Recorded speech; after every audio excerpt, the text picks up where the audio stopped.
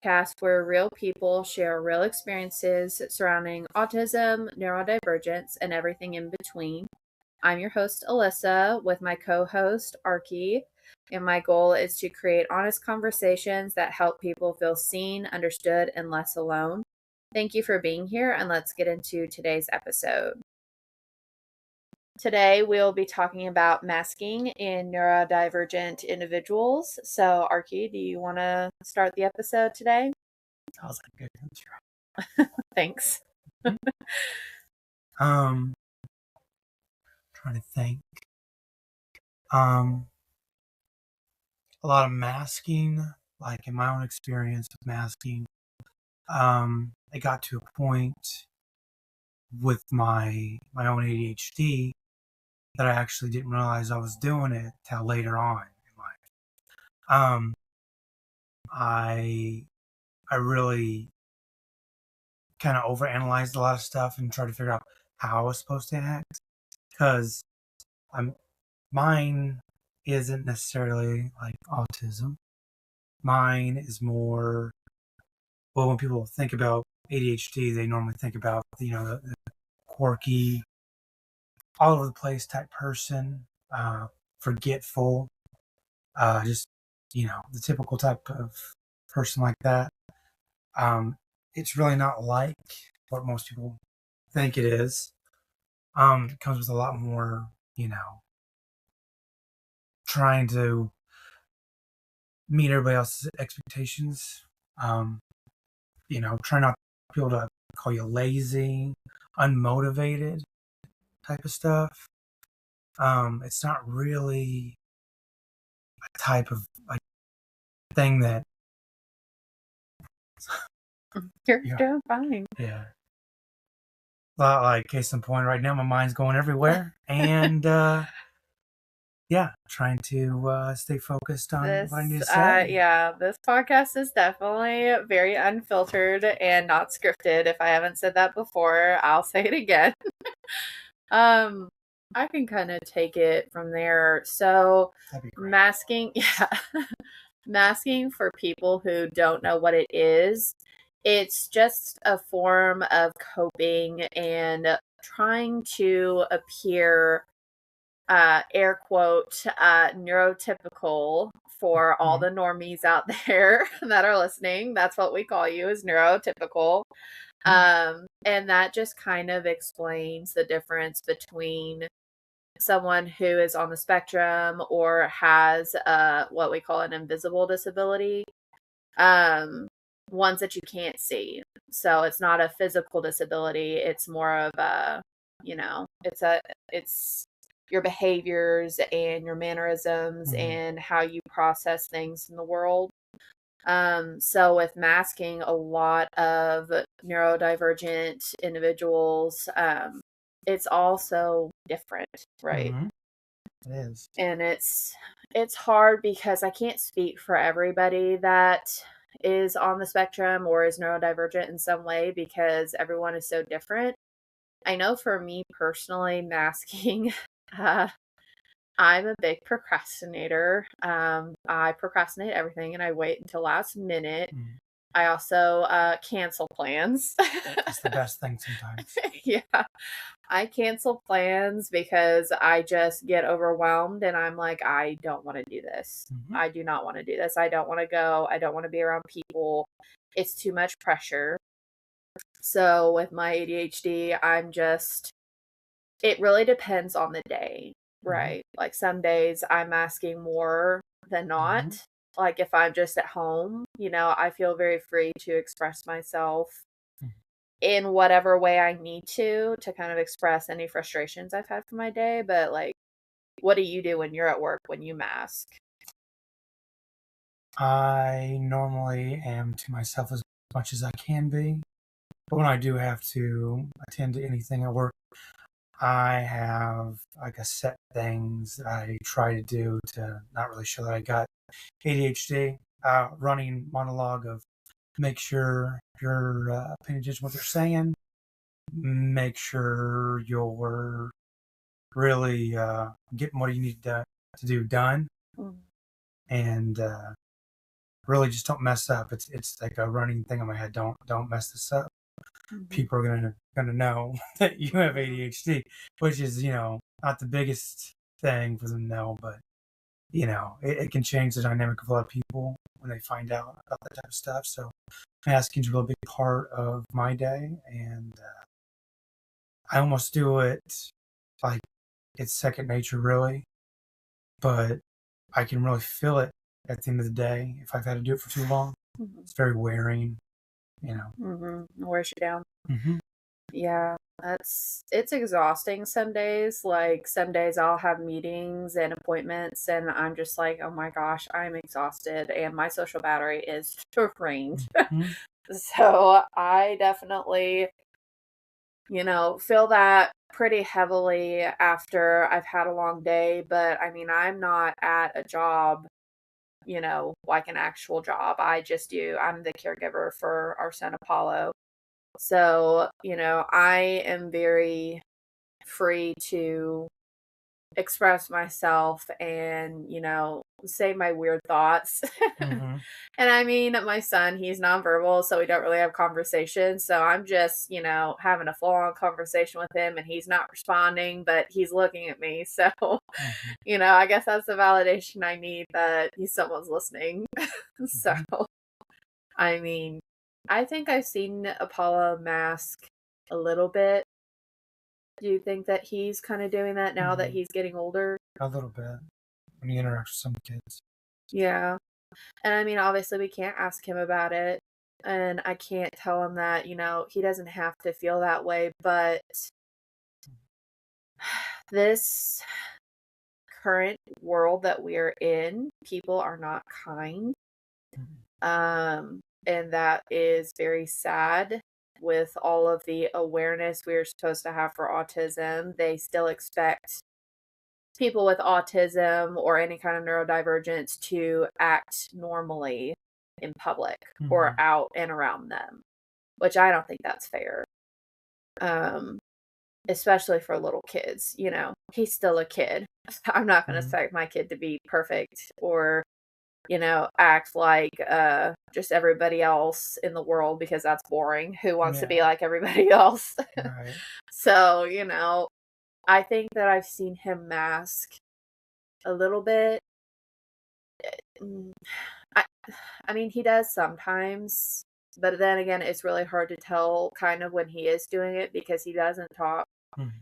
So I know that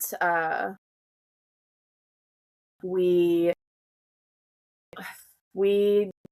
it's hard to discipline a child with autism as a parent. We don't excuse his behaviors, you know, if he's acting out or throwing a temper tantrum just because we said no to like his whatever, you know, if we're at the store and he wants 500 bags of chips, that's one of his safe foods is chips and he loves them. And every time we walk past them, he wants all of them. He literally took 4 bags and threw them in the cart. Yeah, I'm like, buddy, we cannot get all these chips. We can get one. And then he throws a temper tantrum, but we don't excuse his behaviors and blame it on his autism. So with the masking, you know, I'm not ever going to expect him to mask. And hopefully when he is able to verbally talk with us and have a conversation, I want him to know that he can feel safe around us and it's okay to be, you know, different. It's okay to himself. Yeah. As long as you're not, you know, being mean to other people or hurting anything in any way, I think it's fine. Like with his stimming. I know a lot of autistic people who mask, they don't feel free to stim. And stimming is just repetitive motions that help regulate your nervous system. And I'll definitely talk more about that in a different episode. But when people mask, they don't feel like they can stim when they're upset or nervous or anxious or scared. And, you know, it's hard to tell someone that they can't do something just because they're afraid that someone's going to be mean, you know? And what are your thoughts on that? I know, like when I'm like at work and stuff, you know, a lot when it gets really bad, I can't like do the typical shaking my leg type thing, or tap the desk, things like that. Or there's with ADHD, a lot of them they just don't sit still. But in mine, I kind of have to. Or you get stared at quite a bit. I mean, it's not the worst thing to be stared at, but when you're at a job, you have a certain appearance you have to portray, for confidence purposes, I guess. Yeah. So I mean, I'm stimming right now. I'm playing with a fidget toy right now as we speak because, with my ADHD, I'm a very fidgety person. I constantly am either picking at my skin or that's what I do. Right now. Yeah, or I'm twiddling my fingers or playing with my shirt or jiggling my leg, like you said. That's a form of me calming my nervous system, and I've always been that way. I have always.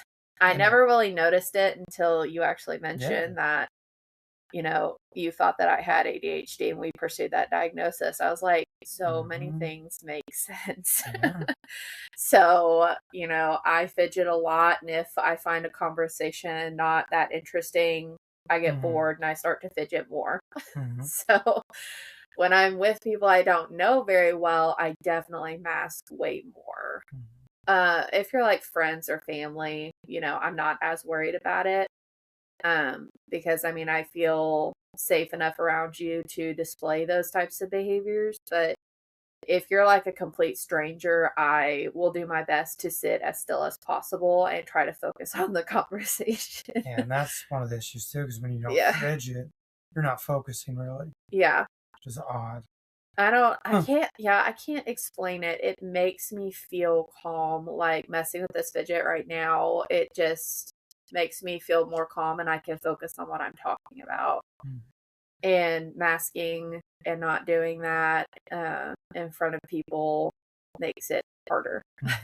And I'm an adult, Imagine that for a kid, like a little kid, especially like in school. I know that a lot of teachers, unless you have like an IEP or a 504 and you're allowed to have those kind of toys during classes or tests or anything, I have talked with a lot of parents who have kids that are neurodivergent and they get in trouble all the time at school for messing with fidgets or fidgeting in their seat.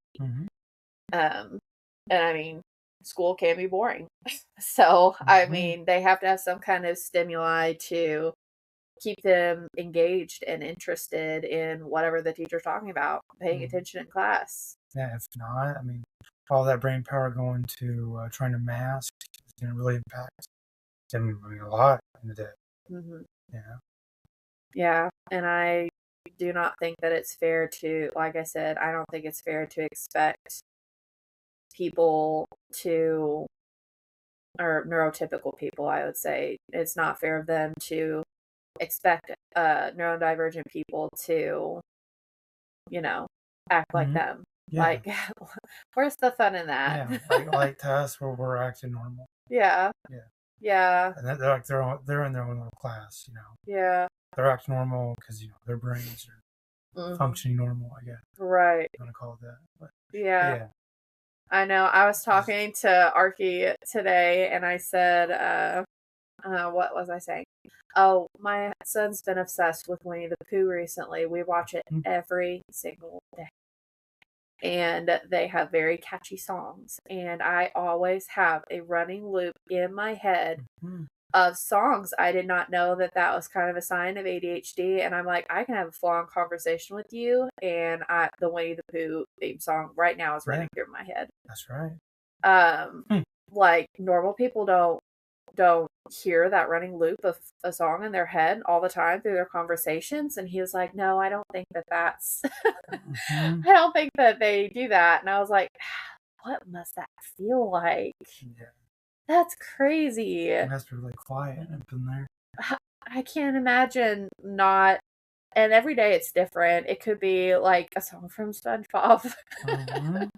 Or a song that I heard on the radio. I really love Sabrina Carpenter, so she's up in there singing a song. while I'm talking to you, and I could hear it in the back of my head while I'm discussing whatever with you. Mm-hmm. So at least that's kind of a quiet way of me stimming, I guess, is having that in my head. A lot of mine are just random words. My only thing is I can't ever remember where it's from, but I'll hear that same way someone said something over and over again, that word. Yeah. And it won't go away for at least maybe a week or two. Yeah. Then it get exchanged for a new one. What was your when we watched that one movie, Willow? Do you remember that word? Oh, peck. Peck. Yeah. And then it got stuck in my head, and I was like, "Oh my gosh, are you serious?" And I even knew the voice too. The voice. Val Kilmer's voice. Peck. Crazy. Mine recently, we were driving in Evansville, and I saw a road sign that said Libert, and that has been stuck in my head. And I just kept saying Libert, Libert, Libert.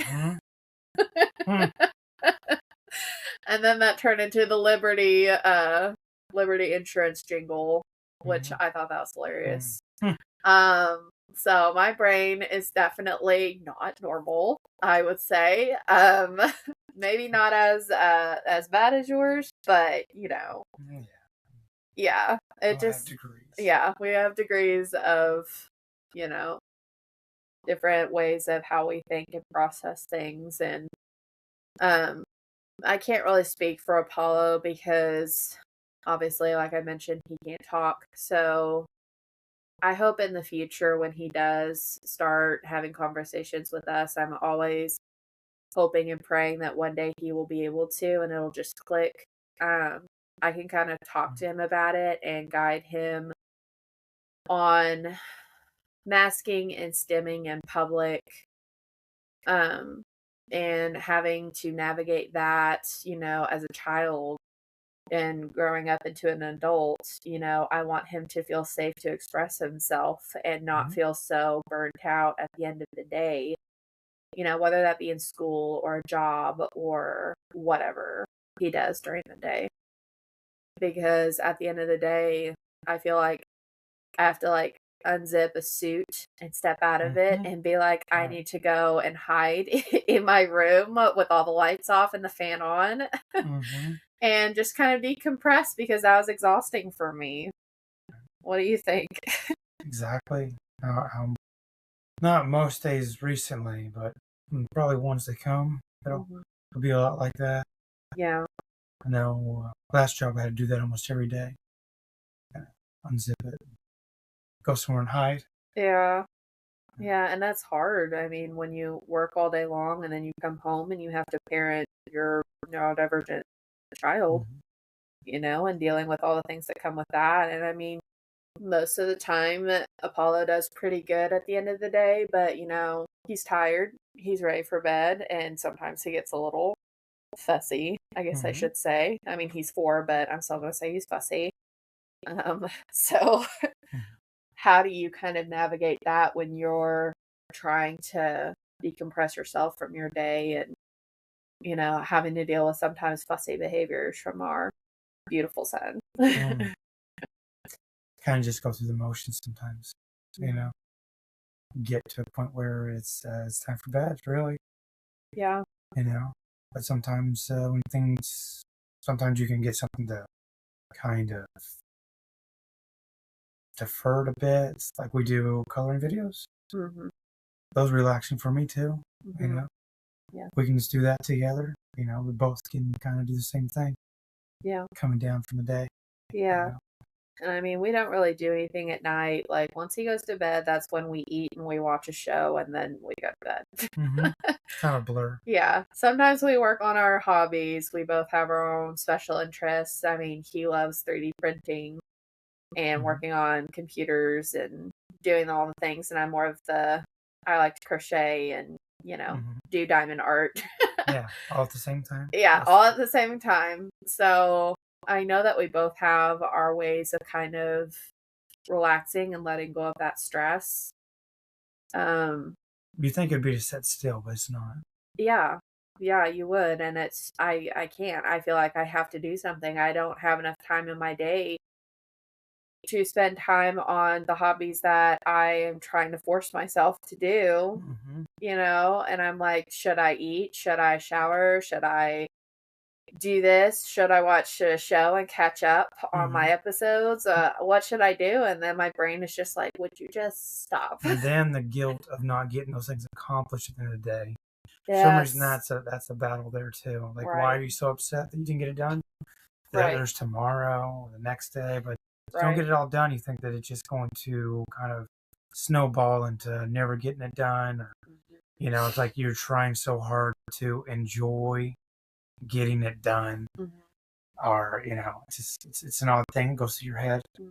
Or you put it off because it gives you that dopamine to put it off. And that's the reason why you're delaying it. Because when you do it, it's going to be over with. You're not going to have anything to look forward to again. So you kind of, it's kind of put that up on a shelf. You kind of look at it. Get that dopamine hit. Yeah. It's, it definitely, I feel like if I don't do some of the things that I really wanted to do during the day, I'm like, oh my gosh, I'm literally the worst. I should have worked on this. I should have emailed that person. I should have made that phone call, blah, blah, blah. And I'm like, oh my gosh, I'm the worst person in the world. And then it just snowballs from there. Yeah. And my lovely brain just thinks that's the best thing ever. And I'm sure you feel the same way when you're at work. So, I'm very busy with raising a very busy sensory seeking and sensory avoidant 4-year-old. So he takes up a lot of my time. So we have to be very careful. He loves getting into things now. He knows how to open doors and lock doors. So I have to be on him constantly. So that's why I say it's my full-time job, because being a caregiver that is neurodivergent, raising someone who's neurodivergent is exhausting. It's very exhausting. And while I can freely stim or put on my headphones and kind of tune out some things, I still struggle with masking occasionally. And like I said, with strangers that I don't really know, I definitely do it more. And I hate feeling that way. I don't like that I can't express myself. So trying to train myself that I shouldn't feel guilty about being nervous enough to stim in front of someone, So that's kind of like a learned trait. Because through college, through jobs, through relationships before I met Arkie, it's been crazy. I didn't have people that really understood me. A lot of friendships and relationships that, didn't work out because of my ADHD. And we'll definitely talk about that more in a different episode, because I can go on and on about that. I know early on with ADHD, I had no idea that you're supposed to follow up with people. It seems like an obvious thing, but it really wasn't. Yeah. Being able to talk to somebody one day and actually, I'm moving my hands so one can see that. But knowing that, you meet with somebody one day and you're supposed to follow up with them maybe a week from now, that was not really something as obvious as it may be. Yeah. That was something I actually had to learn. Yeah. And sometimes I think to myself, do I actually know how to do that? Or is it just learned that's like some sort of internal clock. It's counting down, and then I know, okay, now I need to do it. I'm better with it now. Yeah. But there was a lot of things I think the ADHD kind of really didn't understand what I was supposed to do growing up. It's really odd, especially with, both parents most likely on the spectrum. So something, who knows? They're gonna hear Mom's gonna be listening. That she'll be like, "No, I'm not." so I know the ADHD isn't on there, but it's above it somewhere. Yeah. Yeah. Oh boy, that's a whole nother thing. Yes. Yeah. We try to get her on here, but you'd have to be clips, probably. Yeah, they both have ADHD, and I know that's definitely where you get it from. You get it from your mother. But like when you were growing up, did you feel like you had to mask around your family at all? Well, I mean, I masked a little bit around them, more around everybody else in the public. I know a lot of people, they gave me the whole, it's because I was really young, like I was just shy, a picky eater. Oh, he just isn't like going out, or he's real reclusive type thing. And really, in reality, all it was is that I didn't really fit in with everybody else. Like everything felt exhausting. Mm-hmm. You know, they always have those terms like extrovert, introvert thing. Mm-hmm. Yeah, it's really, it was just ADHD. I mean, I just, when I go up to somebody, I want to talk about something really random, or sometimes I don't want to talk at all, but you're expected to. So a lot of the masking was of me forced myself constantly to do things that I see other people do, especially in college. A lot of that, like, none of that was done out of, like, I don't know, like that was something that you're supposed to do, I guess. Like if I would see somebody talking alone, everybody else would be like, "Oh, hey, let me go over there and see what they're doing." I would not catch that whatsoever. Or when someone would say, "Hey, how are you?" I would be like, "Good," and then I would be, I just walk away. I had no idea that was a two-parter.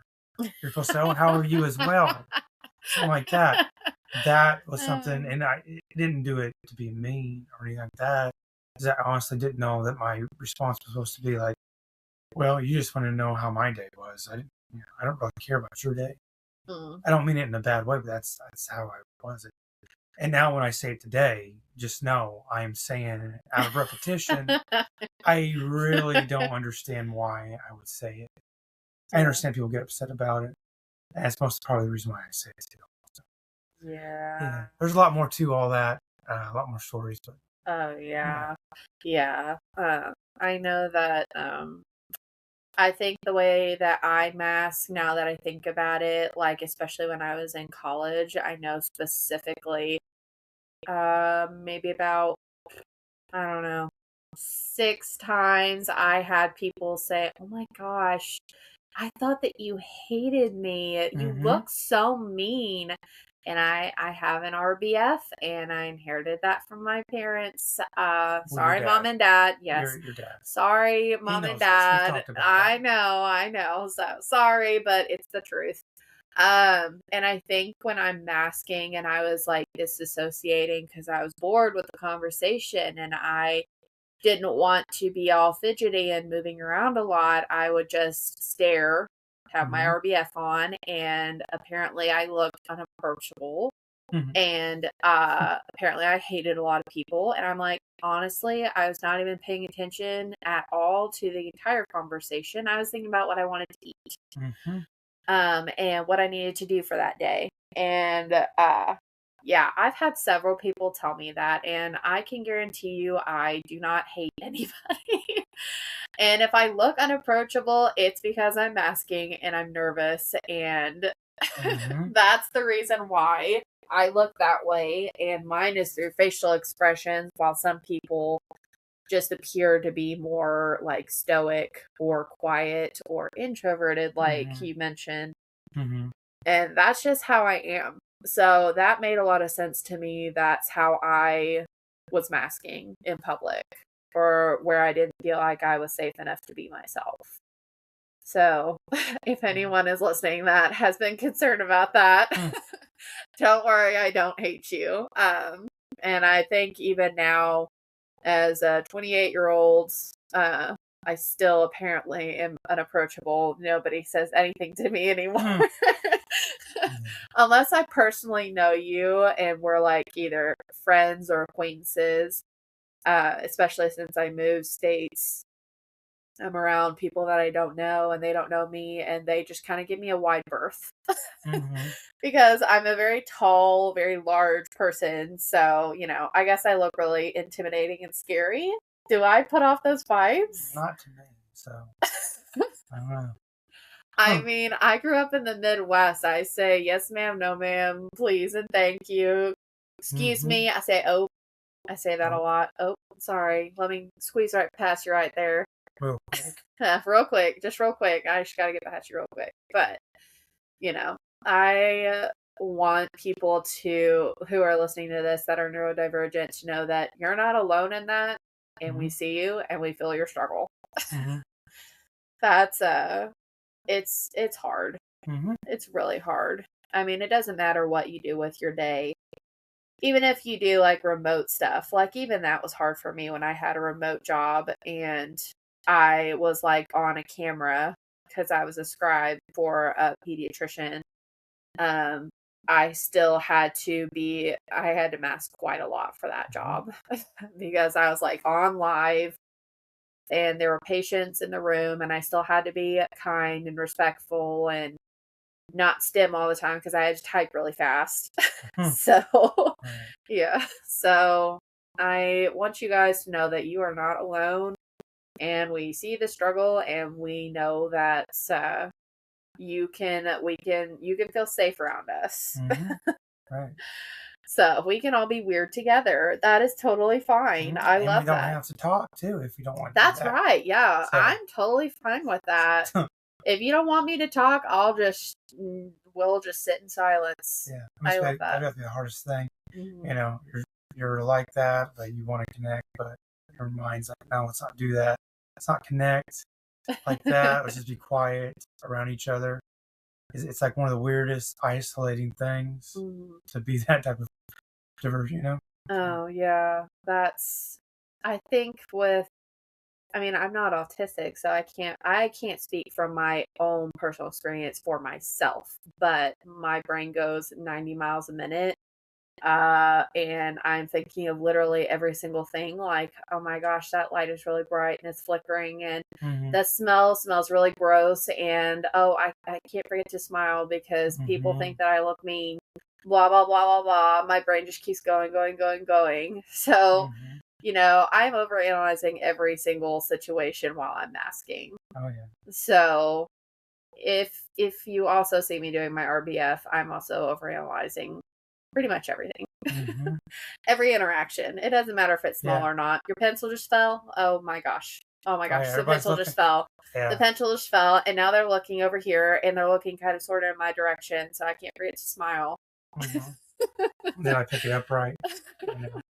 Yeah. So it's definitely a hard thing, but I know we wanted to talk about this a little bit because it's heavy on our hearts because we still deal with this as adults.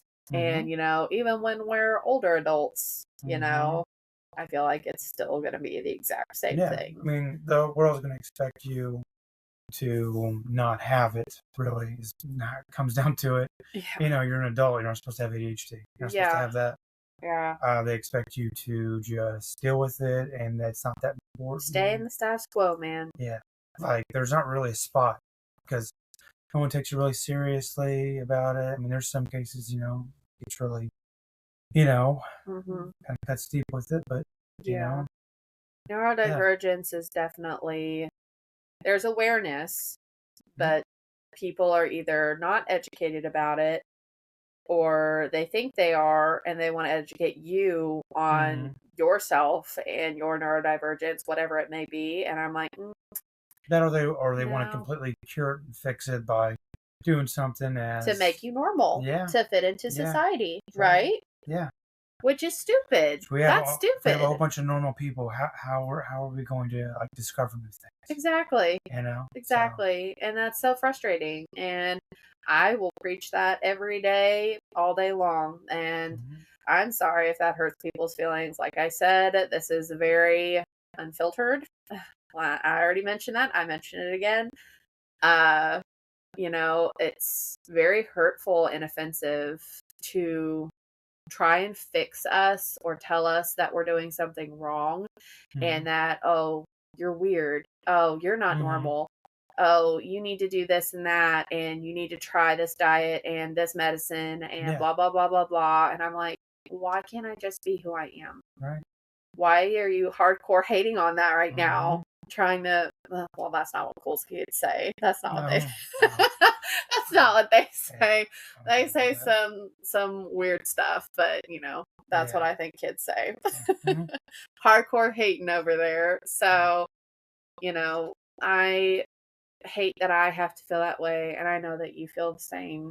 And it's hard for you to expect society to, because there's awareness, it's hard for you to expect society to be like, oh, that is so cool that your brain works the way that it does, and we welcome that, and we're not going to judge you for that. But no.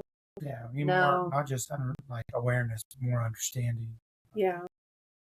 But after they understand it, I think the world just, be cool if they just move way on. For that type of stuff. They just move on. They don't care. Like, if it doesn't fit in a month, move on to the next or one. A day, it's ADHD day. No, they don't have that. No, they don't have that, but I wish they did. That would be actually kind of cool. Yeah, we'd probably skip over it though. That's right. We'll be like, it's just another day in paradise over here. Yeah. But forget that. Yeah, we'll probably forget about it, and unless it's written down in 5 different places after I lose the first 2 places that I wrote it down. Yeah. So, there's that too. So it's just a hard thing to deal with, and it's a hard thing to talk about, and it's a hard thing to try and get neurotypical people to understand from our perspective. Especially motivation. When there's lack of that, people think that, well, we'll just do it. There really is no will to do it. It's a very hard concept to explain, because you don't really know it yourself. You don't really, you just know it's not there, and that's it. Unless like a fire gets lit up underneath you, that's the only way you're going to get up and do something. It's really odd thing to, it's a hard thing to deal with personally, and you would expect people to be more understanding about it, but they're just not. And that's just the truth of it. And if that hurts people's feelings, I'm sorry. It hurts your feelings because it's the truth. And trust me, if someone ever acts that way around my son, it's not going to be pretty. Don't tell him that he needs to be just like you, because he's perfect the way that he is. And like I said, as long as he's not hurting himself or other people, he's fine to do whatever he wants. I'm not going to tell him he has to stop stimming. I'm not going to. Actually, I join him when he stims, because I don't want people to stare at him and then look at me and expect me to reprimand him for expressing himself, whether he's scared or he's happy and he does his happy flappies. We love that. And I'll do it right alongside him. Wow, so many people out in public, they get so irritated with that. Oh, yeah. Oh, yeah. And that's like, yeah, you need to walk away, or, go do something. Go do whatever you were going to do. Most of the time it's at the store, because that's really where we go the most, because that's the most manageable place for us. It's the store. We'll just walk around and have the baby with us, and, me and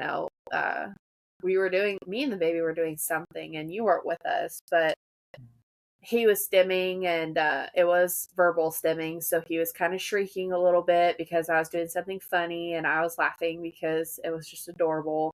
And this guy gave us the dirtiest look, and I was like, don't say nothing. It's not worth it. It's not worth my time. It's not worth my energy. Like I would, if that was my kid, that would be happening. Oh, yeah. Oh boy.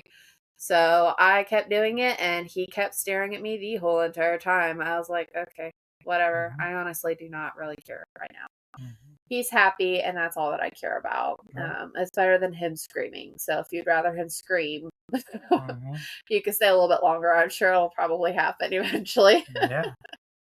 So that's not the first time, and it won't be the last. So we are very accustomed to it. And I know lots of other neurodivergent people feel the same exact way, whether you are neurodivergent yourself or you're raising a neurodivergent child. You probably resonate very deeply with masking and, feeling the pressure of, living up to society's normalcy. Yeah. And I want you to know, once again, you're not alone. I mean, we see you, we hear you, you're safe with us. Just call me up and let me know, and I got your back. Because nobody's gonna mess with somebody if I'm around, apparently, because I look intimidating. Right. So, oh my goodness. Well, do you have anything else that you want to add to this episode? I don't really have anything else, but several others in the future. Oh yeah. Well, kind of just like pace yourself with it. Oh yeah. Because there's a lot more than those are just like a little bit. It's like just like the surface of it all.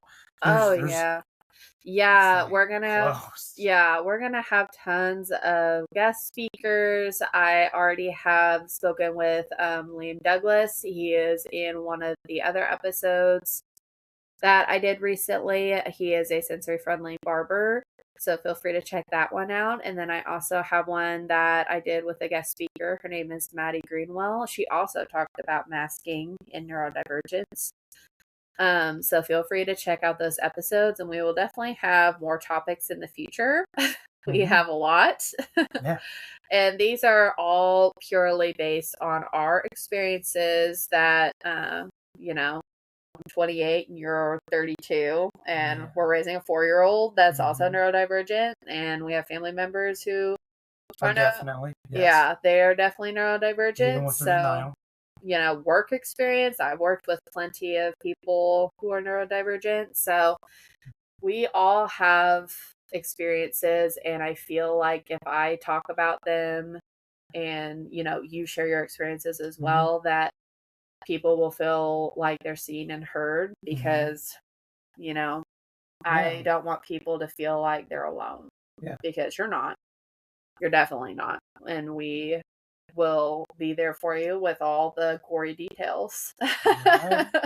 So thank you guys for spending a little piece of your day here with us, and for being a part of these conversations that matter so deeply to so many families and individuals. Wherever you're listening from, I hope you leave this episode feeling heard and validated and reminded that your experiences matter. Until next time, take care of yourselves and each other, and I will see you in the next episode. Bye, guys.